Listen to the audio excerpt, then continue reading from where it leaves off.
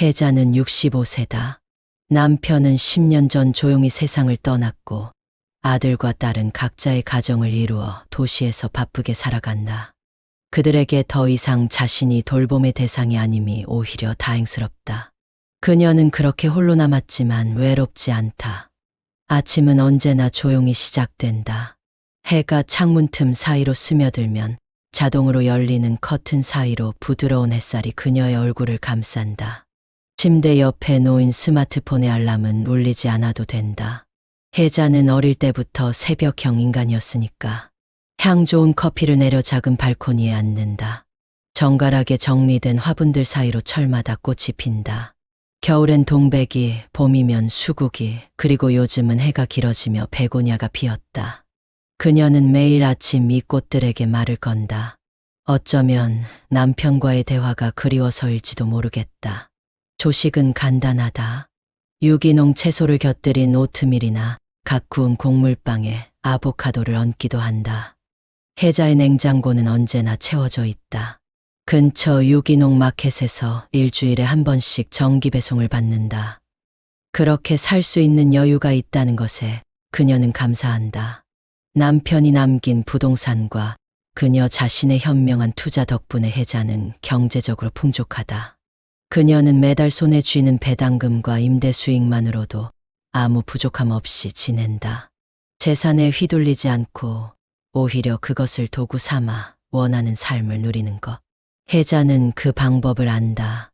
오전엔 독서를 하거나 유화를 그린다. 최근에는 프랑스 남부의 풍경을 캔버스에 옮기고 있다. 남편과 함께 떠났던 여행의 기억이 담긴 곳이다. 유화붓을 쥔 손이 여전히 야무지다. 그렇게 몇 시간 몰입하다 보면 어느새 점심시간이 온다. 점심은 혼자 먹어도 외롭지 않다. 가끔은 근처에 사는 친구들과 약속을 잡는다. 모두 비슷한 연배의 여성들이지만 화제는 늘 활기차다. 한 친구는 손주의 돌잔치 이야기로, 또 다른 친구는 요즘 시작한 재봉질에 대해 신이 나 있다. 혜자는 그들의 이야기를 듣는 것만으로도 마음이 풍성해진다. 오후엔 근처 문화센터에서 클래식 기타 수업을 듣는다. 정원 관리도 한다. 때때로 자원봉사로 작은 도서관에서 아이들의 책을 읽어주기도 한다. 돈이 많다고 늘 소비만 하는 건 아니다. 그녀는 사는 것과 누리는 것의 차이를 잘 안다. 저녁 무렵 조용한 음악을 틀고 와인을 한 잔 따른다. 아이들이 보낸 카톡 사진을 넘기며 미소 짓는다. 아들이 만든 파스타, 딸이 찍은 여행지 사진, 손자의 첫 그림. 모두 그녀의 삶을 더욱 따뜻하게 만든다. 밤은 짧다. 가벼운 스트레칭 후 아로마를 뿌린 베개에 머리를 얹으면 단잠이 온다. 창밖에 별이 총총하다. 그렇게 혜자의 하루는 고요하고 단정하게 끝난다. 그리고 내일도 그녀는 이렇게 조용하고 편안하게 살아간다. 그녀의 나이는 숫자일 뿐 삶의 온도는 여전히 따뜻하다. 늦봄이었다. 벚꽃은 다 졌지만 공원 한켠에 핀 분홍 철쭉이 유난히 예뻤다.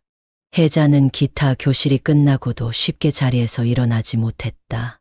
오늘따라 마음이 한 구석 붕 뜬 것처럼 이상했다. 아니, 이상한 건 그가 들어온 이후부터였다. 이름은 한상우. 올해 딱 65살. 혜자와 동갑이라는 사실에 처음엔 웃었다. 그래도 우리는 6학년 5반이잖아요. 처음 들은 그의 농담은 뻔했지만 묘하게 따뜻했다. 처음엔 인사만 나누던 사이였다. 기타 줄을 감다가 손이 미끄러졌을 때 그는 주저없이 다가와 줄을 정리해 주었다. 손끝이 좀 약해지셨나 봐요. 제가 도와드릴게요. 고맙습니다. 그 한마디에 괜스레 심장이 뛰었다. 이상했다. 남편이 떠난 지 10년. 누군가에게 마음이 흔들린 건 처음이었다. 그의 셔츠에서 은은하게 풍기던 섬유유연제 향. 약간 굽은 어깨지만 여전히 곧은 자세. 그리고 수업이 끝난 후 악보를 챙기며 혹시 차 한잔 하실래요? 라고 묻던 목소리. 그날 이후 혜자는 매주 기타 수업이 기다려졌다. 하얀 셔츠를 꺼내 다리고 입술에 연한 분홍빛 립스틱을 살짝 얹었다. 거울을 보며 스스로도 웃음이 났다. 이 나이에 설레다니 바보같이. 둘은 가까운 공원 옆 카페에서 처음으로 차를 마셨다. 그는 말이 많지 않았지만 무겁지 않은 사람이었다. 아내를 8년 전에 떠나보냈다고 했다. 그리고 말없이 창밖을 보며 웃었다. 혼자 오래 지내면 마음이 비어있던 자리에 바람이 살짝 들어오죠. 그 바람이 요즘은 좀 따뜻해졌어요. 혜자는 그 말이 자신 때문이길 바랐다. 며칠 후 혜자는 그와 함께 공원 산책을 나섰다. 얕은 언덕을 천천히 걷는 길. 손등이 스치고 잠시 멈춰 앉은 나무 벤치에서 두 사람은 조용히 하늘을 바라봤다. 말없이 함께 있다는 게 이렇게 편한 일이라는 걸 그녀는 처음 알았다. 집으로 돌아오는 길, 혜자는 봄바람에 흩날리는 꽃잎을 바라보다 혼잣말처럼 말했다. 이 나이에도 이런 설렘이 있을 줄 몰랐어요. 그러자 상우는 미소 지으며 대답했다. 혜자 씨 덕분에 제 봄도 다시 왔어요. 그날 밤 그녀는 남편의 사진 앞에 조용히 인사했다. 당신 없이도 잘 살고 있어요. 그리고 나 다시 봄을 맞았어요. 혜자의 마음엔 새싹이 움텄다. 늦은 계절의 핀 봄이지만 그만큼 귀하고 따뜻한 봄이었다. 그녀의 삶은 다시 한번 시작되고 있었다. 혜자와 상우의 사랑은 조용히 시작됐지만 그 불꽃은 생각보다 훨씬 뜨거웠다. 주변 사람들은 처음엔 그저 노년의 동무, 취미 친구 정도로 여겼다. 하지만 두 사람은 이미 서로에게 깊이 스며들고 있었다. 그들은 손을 잡는데 오래 걸리지 않았다. 처음엔 카페 앞 신호등에서 빨간불이 바뀌길 기다리다 상우가 조심스럽게 건넨 손. 그 손을 잡은 혜자의 눈가에 묘한 떨림이 있었다. 이 나이에 이게 뭐야? 집에 돌아온 그녀는 웃음 반, 당황 반으로 말했지만 심장은 청춘처럼 뛰고 있었다. 상우는 마치 20대의 청년처럼 그녀를 향해 다가왔다. 매주 장미 한 송이를 들고 찾아왔다. 한날은 그녀의 생일도 아닌데 케이크를 들고 나타났다. 당신이 내 삶에 들어온 나를 축하하고 싶었어요. 그 말에 혜자는 아무 말도 하지 못하고 눈물만 흘렸다. 둘은 여행도 함께 떠났다. 봄에는 담양의 대나무 숲을 걸었고 여름엔 강릉 바다를 마주보며 맥주를 마셨다. 그들의 사랑은 격정적이었다. 아프지 않게, 상처 주지 않게. 그러나 분명히 불타오르는 사랑이었다. 당신이 너무 좋아요. 당신을 만나지 않았더라면 나는 그저 늙어가기만 했을 거예요. 혜자의 고백에 상우는 그녀를 껴안고 말했다.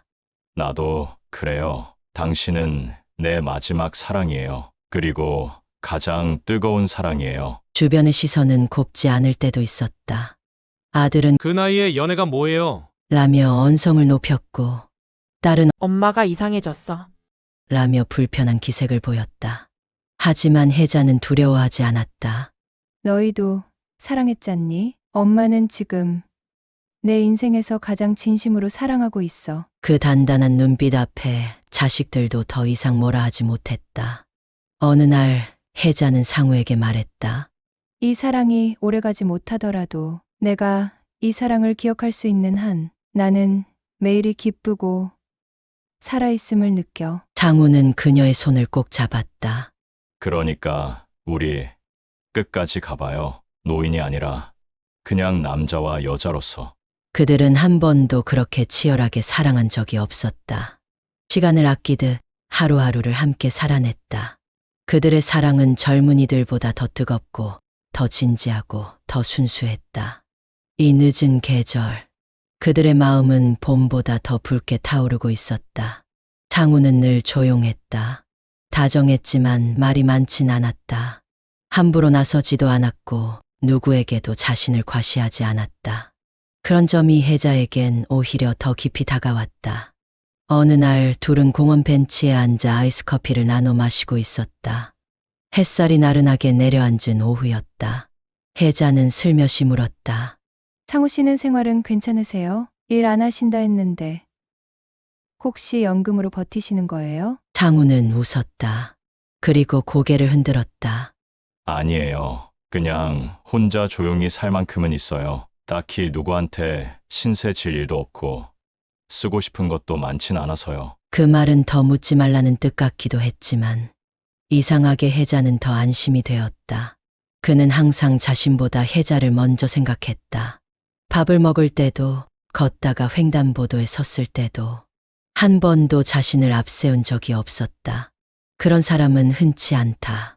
특히 나이가 들수록 사람들은 자신의 삶을 고집하며 살아가기에 혜자는 마음속으로 말했다. 이 사람이 가진 게 얼마나인지 그건 전혀 중요하지 않아. 그녀가 원한 건 돈이 아니었다. 이미 자신에게는 필요한 만큼의 삶이 있었고, 이제는 마음을 나눌 단 한 사람이 그리웠을 뿐이었다. 그리고 그 사람이 상우였다. 그는 돈을 자랑하지 않았다. 그러나 한여름 혜자의 집 베란다 에어컨이 고장났을 때 말없이 자신이 아는 기술자를 데려와 고쳐주고 갔다. 혜자가 고맙다며 수고비를 물으려 하자 그는 손사래를 쳤다. 괜찮아요. 올여름 시원하게 지내시면 됩니다. 그것뿐이에요. 그것뿐이라고 말했지만 그 속에는 수많은 배려가 담겨 있었다. 겨울이 되던 날엔 그녀가 감기에 걸렸다는 말에 직접 끓인 달죽을 들고 왔다. 혜자 씨 드리려고 제가 직접 끓였어요. 레시피는 인터넷에서 찾았어요. 맛이 괜찮으면 다행이고요. 서툰 솜씨였지만 그 죽은 눈물 나게 따뜻했다. 혜자는 깨달았다. 그는 자신이 가진 것을 말로 내세우지 않고 행동으로 전하는 사람이었다. 그런 사람이야말로 가장 귀한 사람이란 걸 그녀는 오랜 세월을 살며 배웠다. 상우 씨, 어느 날 그녀는 조용히 말했다.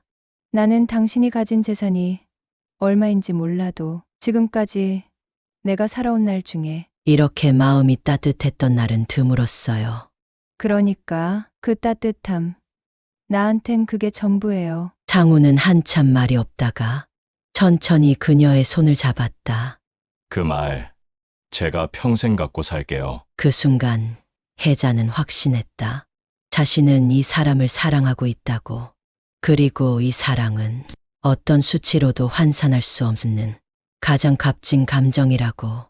엄마, 지금 농담 아니지? 그 사람하고 진짜 결혼까지 생각하고 있는 거야? 혜자는 말없이 아들의 얼굴을 바라봤다. 그 얼굴엔 노골적인 경멸과 분노가 섞여 있었다. 평소에 온순하던 아들이 아니었다. 오늘은 눈빛부터 삐걱거리고 있었다. 아무리 외로워도 그렇지. 친구 정도로 지내는 건 몰라도 결혼이라니 제정신이야? 딸도 옆에서 조심스럽게 덧붙였다. 엄마, 나이도 있고 그냥 친구로 지내면 안 돼요? 괜히 재산 문제로 복잡해지면 가족끼리 감정 상하고 그 사람 진짜 믿을 수 있어요? 그 순간 아들이 목소리를 높였다. 말 나온 김에 확실히 해요. 엄마가 결혼이라도 하면 지금 있는 재산 절반 이상은 법적으로 그 남자한테 다 넘어갈 수도 있는 거야. 우리 거 다 뺏기는 거라고. 그거 다 아빠가 피땀 흘려 모은 거잖아. 혜자는 조용히 일어났다. 그리고 마른 손으로 자신의 찻잔을 정리했다. 그 돈 내가 아끼고 굴려서 지켜온 거야. 아버지 돌아가시고 나서도 너희 키우고 결혼시키고 도와줄 거 다 해줬지. 그게 다 너희 아버지 덕분이기도 하지만 나도 나름대로 버텼어. 아들은 여전히 목소리를 높였다.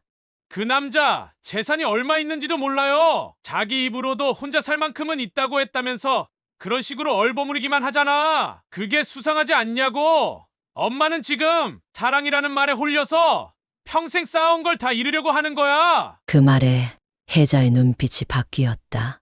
사랑이라는 말에 홀린 게 아니라 나는 지금 내 인생에서 처음으로 내 마음으로 선택하고 싶어진 거야. 엄마, 제발! 딸이 말렸지만 혜자는 그 말도 잘랐다.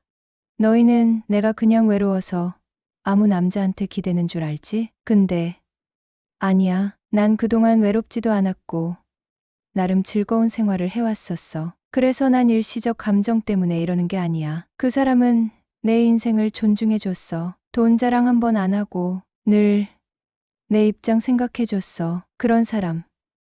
너희 아버지 떠나고 처음이야. 그리고 난 그런 사람을 그냥 친구로만 두는 건 내 삶을 다시 미루는 거야. 엄마한테는 그럼 우린 뭐야? 아들의 눈에선 실망감이 아닌 욕심이 반짝이고 있었다.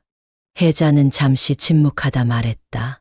너희는 내 자식이야. 하지만 너희가 내 인생의 전부는 아니야. 엄마로서의 삶 말고 한 사람의 여자, 한 인간으로서의 삶도 나에게 있어. 그 사람이 돈이 없어도 상관없다고 했지? 그래. 나도 그 사람 돈 없다는 거 알아. 근데 그 사람은 내 곁에서 매일 말 한마디 없이도 나를 따뜻하게 해줘. 그걸 위해서라면 난 내 재산 일부 정도는 기꺼이 내려놓을 준비돼 있어. 엄마, 지금 그게 말이 돼? 그래. 이제 와서라도 나는 내 인생 선택하고 살아보려 해. 방 안은 침묵에 잠겼다. 자식들의 눈엔 혼란과 분노가, 혜자의 눈엔 확신이 있었다. 이제 그녀는 누구의 딸도 아니고, 누구의 아내도 아니고, 누구의 엄마도 아닌 오로지 자신으로 살기로 마음먹은 여인이었다. 그날은 평소보다 유난히 바람이 찼다. 혜자는 오전 내내 거실을 쓸고 식탁보를 갈고 머리를 매만졌다. 마치 누군가 중요한 손님이라도 오는 듯. 아니, 실은 정말 그런 날이었다. 그 사람 오늘 저녁에 집으로 초대했어. 조용히 식사나 하자. 그 사람한테 무례하게 굴지 말고. 혜자의 말에 아들은 대번에 고개를 젖혔다. 이건 거의 상견례잖아요. 결혼 허락 받으러 오는 자리라도 되는 거예요. 딸은 한숨을 쉬며 고개를 끄덕였다. 알았어요. 근데 정말 가만히 보기만 할 순 없어요. 우린 엄마 인생 걱정되는 거니까. 그날 저녁, 장우는 다소 긴장된 얼굴로 집 앞에 도착했다. 정갈한 셔츠에 단정한 자켓, 손엔 과일 바구니와 작게 포장된 꽃다발이 들려 있었다. 안녕하세요. 처음 뵙겠습니다. 윤상우라고 합니다. 그의 목소리는 조용하지만 단단했다. 아들은 눈길도 안 주고 대꾸했다.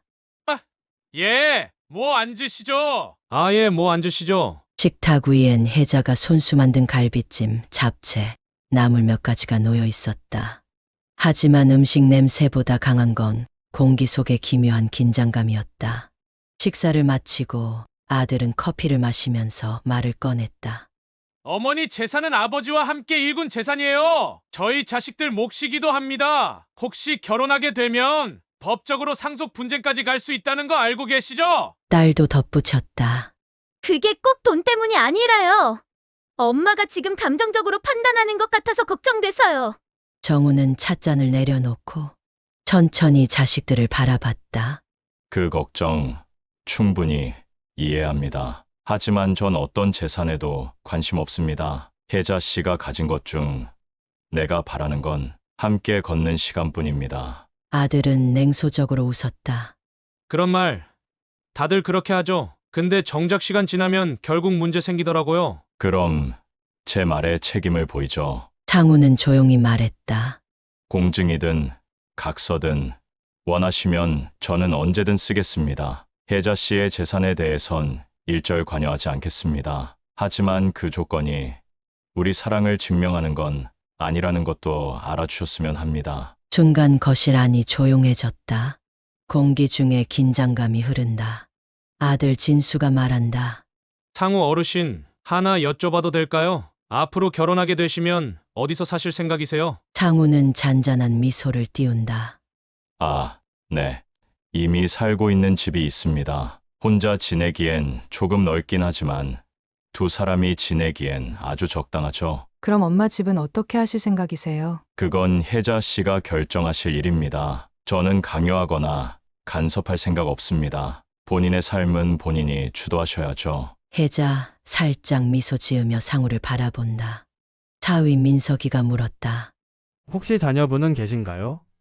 상우 고개 끄덕이며 네. 아들 하나 있는데 결혼도 했고 손녀도 있습니다. 지금은 회사를 다니고 있어요. 며느리 수진이가 말했다. 그럼 아드님도 저희 어머님과의 관계에 대해서 알고 계신가요?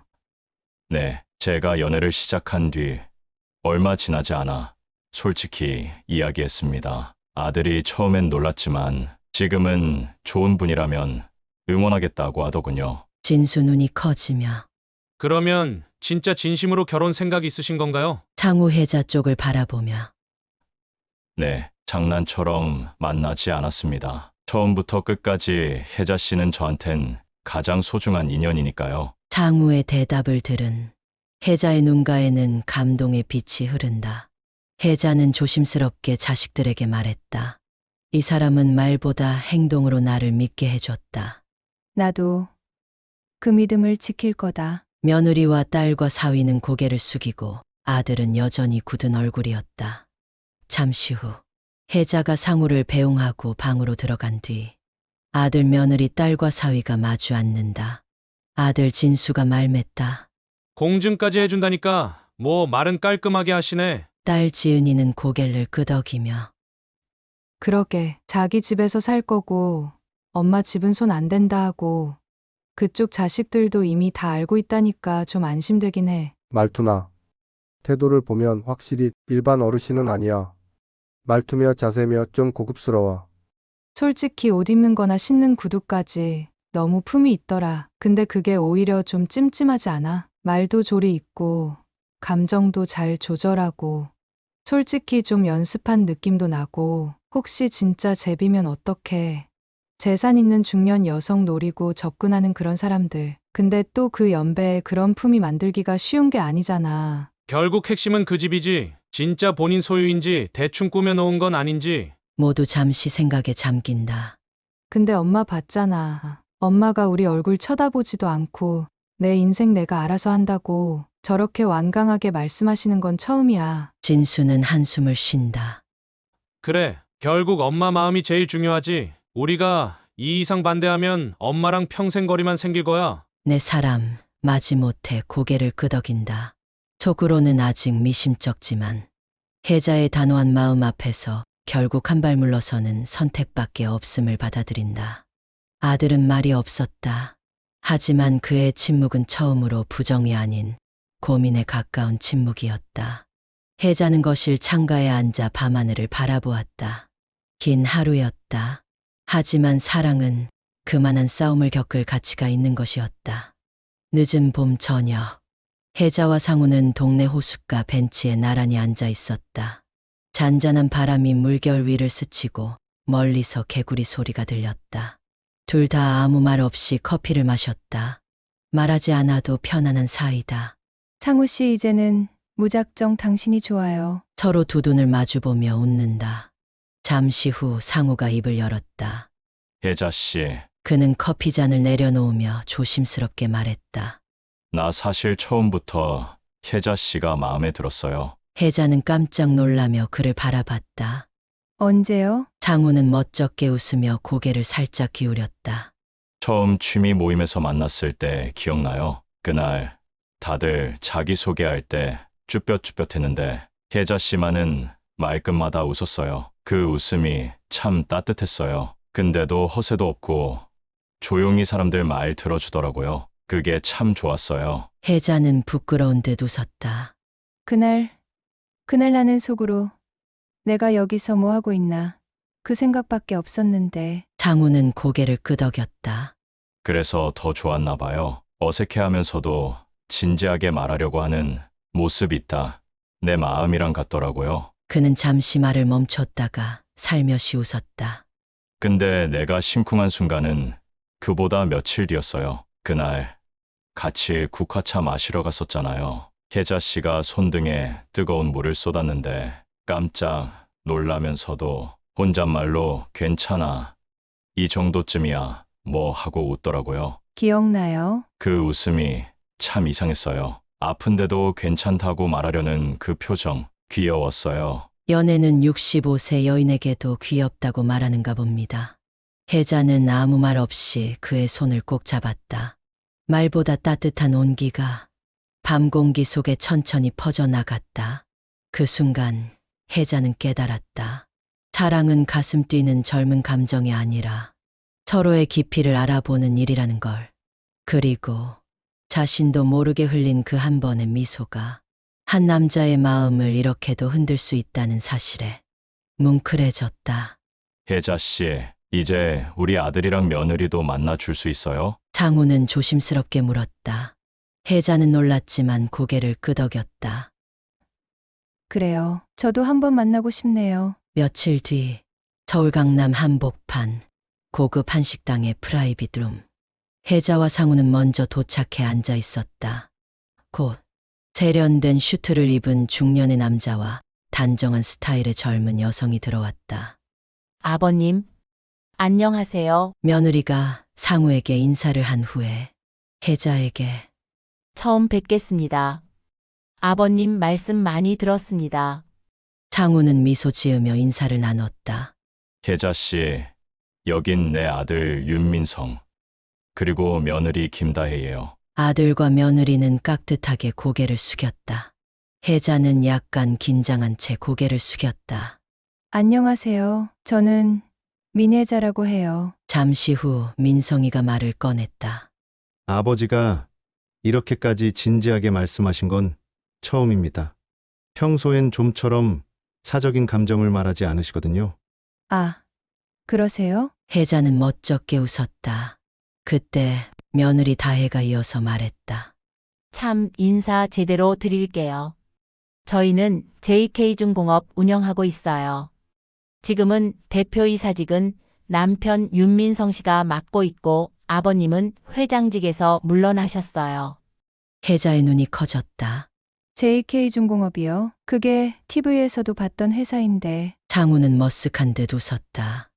내가 그 회사 창업했어요. 지금은 아들한테 넘기고 한 발 물러선 상태죠. 그냥 조용히 그림 그리고 낚시 다니고 혜자 씨 얼굴 보며 사는 게 더 좋아서. 혜자는 할 말을 잃었다. 그동안 상우는 늘 혼자 살 만큼은 된다며 겸손하게 말해왔다. 자신보다 훨씬 더 소박하게 느껴졌던 그의 말들이 이제 와서 완전히 다르게 들리기 시작했다. 괜한 말하고 싶지 않았어요. 상우가 조용히 말했다. 혜자 씨가 나한테 끌렸던 이유 중에 그게 단 일도 없다는 걸 알고 있었거든요. 그게 참 고맙고 따뜻했어요. 아들 민성이도 말했다. 저희도 솔직히 걱정했어요. 혹시라도 아버지 마음 흔드는 분이 돈만 보고 접근한 사람일까 봐요. 그런데 아버지가 한 번도 그런 표정으로 웃으신 적 없었거든요. 그 순간 혜자의 눈가가 붉어졌다. 자신이 가진 것들이 그 사람 앞에선 아무것도 아니었음을 깨달았다. 그럼에도 그가 자기를 귀히 여겨주었던 진심이 더 크게 다가왔다. 혜자 씨, 이젠 내 곁에 진짜 가진 사람이 있다는 게 더 든든하지 않아요? 상우가 살짝 웃으며 말했다. 혜자는 작게 고개를 끄덕였다. 그 순간 그녀는 그 어떤 상속이나 집, 예금보다 더 확실하고 든든한 삶의 동반자를 얻은 기분이었다. 며칠이 지나고 혜자는 집에서 조용히 차를 마시고 있었다. 아들 부부와 딸 부부에게 상우 씨가 JK중공업 회장님이라는 것을 알려주었다. 그날 이후 아들과 딸은 연락이 없었다. 그저 마음이 복잡해서일 거라고 그렇게 이해하고 있었다. 그때 초인종이 울렸다. 문을 열자 아들이 서 있었고 뒤엔 딸이 눈시울을 붉힌 채 함께 서 있었다. 엄마 잠깐 들어가도 될까? 거실로 들어온 두 사람은 아무 말 없이 소파에 앉았다. 묵직한 침묵이 흘렀고 혜자는 그저 조용히 물컵을 내밀었다. 잠시 후 아들이 고개를 깊이 숙이며 말했다. 엄마 정말 미안해요. 딸도 울먹이며 말을 이었다. 우리가 너무 이기적이었어요. 엄마가 진짜로 행복해지는 걸 상상해 본 적 없어요. 그냥 우리만 불안하지 않으면 된다고 생각했어요. 아들이 고개를 들며 눈시울을 붉혔다. 엄마가 상우 회장님이랑 웃고 계신 거 처음 봤어요. 그렇게 편안한 얼굴, 그걸 보는데 우리가 뭘 잘못했는지 그냥 확 알겠더라고요. 혜자는 조용히 고개를 끄덕였다. 그래. 너희가 걱정한 것도 엄마는 다 알아. 그만큼 엄마를 사랑해서 그랬다는 것도 알아. 그 말에 따른 눈물을 터뜨리며 혜자의 손을 잡았다. 엄마, 우리 앞으로 응원할게요. 엄마가 늦게라도 좋은 사람 만났다는 거. 그게 얼마나 고마운 일인지 이제야 알았어요. 아들이 혜자의 앞에 무릎을 꿇고 앉았다. 엄마, 그동안 엄마 인생에 우리가 자꾸 끼어든 것 같아요. 엄마가 스스로 선택한 사람, 우리가 이제는 함께 축복해 드릴게요. 혜자는 아무 말 없이 아들의 머리를 쓰다듬었다. 내가 너희 낳고 키운 것도, 상우 씨 만난 것도 모두 내 인생이야. 그걸 인정해줘서 고마워. 거실엔 따뜻한 눈물과 오랜 오해가 풀리는 기쁨이 함께 흘렀다. 그날 밤, 혜자는 상우에게 전화를 걸었다. 우리 아이들이 드디어 웃었어. 당신 얘기하면서 전화기 너머로 들리는 상우의 미소 섞인 목소리. 그럼 이젠 진짜로 우리 시작해도 되겠네. 혜자는 창밖 하늘을 보며 살짝 웃었다. 그래요. 이젠 진짜로 당신 손잡고 나머지 인생 같이 걸어요. 휘읒봄. 햇살이 유난히 부드럽고 바람은 꽃잎을 살며시 띄운 어느 날. 작고 고풍스런 멋이 있는 한옥집 마당. 정갈하게 꾸며진 테이블엔 국화와 작약이 수줍게 피어 있었다. 그곳은 바로 상우의 옛 별장. 오늘은 오롯이 혜자와 상우의 결혼식을 위한 하루였다. 하객은 단 4팀. 혜자의 아들 부부, 딸 부부, 그리고 상우의 아들 부부. 가족분인 이 조용한 결혼식은 오히려 더 따뜻했다. 혜자는 소박한 옥색 한복을 입었다. 그녀의 눈가엔 미소와 긴장이 함께 머물렀다. 상우는 짙은 남색 도포자락에 고운 한복을 입었다. 마치 오래전부터 그 자리에 서 있던 사람처럼 평온했다. 이 결혼식은 시간의 끝이 아니라 또 다른 시작입니다. 상우의 아들이 사회를 맡아 조용히 말문을 열었다. 두 분은 이미 함께 많은 시간을 걸어오셨습니다. 우리가 모르는 외로움과 기다림, 그리고 용기를 지나 이제 다시 사랑을 시작하신 이 봄날을 우리 함께 축복해드립니다. 그 말에 딸은 눈가를 훔쳤고 아들은 혜자의 손을 꼭 잡았다. 그저 두 사람이 서로를 바라보며 조용히 고개를 끄덕였다.